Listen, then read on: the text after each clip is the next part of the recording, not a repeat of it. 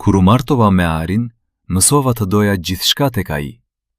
Duart e tij të ngrohta, mënyra si qeshte para gjumit, dhe ajo rehatia e butë që më mbështillte çdo natë. Ishte e përsosur, e vogla, por e përsosur. Nuk isha asnjë ankesë. Derisa erdhi vera, kunati im, Beni, erdhi për të na ndihmuar me rinovimin e shtëpisë. Ai ishte gjithçka që Ari nuk ishte, i gjatë, i zhurmshëm, plot jetë. Dhe ndërsa ecte nëpër korridor, unë vura re diçka. Hija e tij në mur ishte jashtëzakonisht e gjatë. Në fillim mendova se ishte një lloj drite, por sa herë që kalonte pranë meje, unë krahasoja pa dashje. Aty ku Ari linte një hije të shkurtër e të rrumbullakosur, Beni linte një vi të zgjatur, pothuajse elegante, që shtrihej deri në tavan.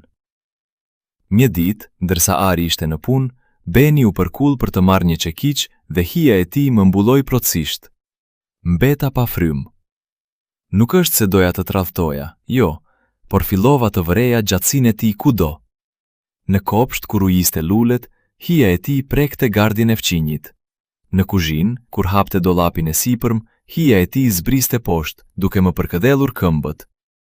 Dhe natën, kur Ari flinte pranë meje, unë shikoja tavanin dhe pyesja veten: si do t'ishte të kisha atë gjatësi?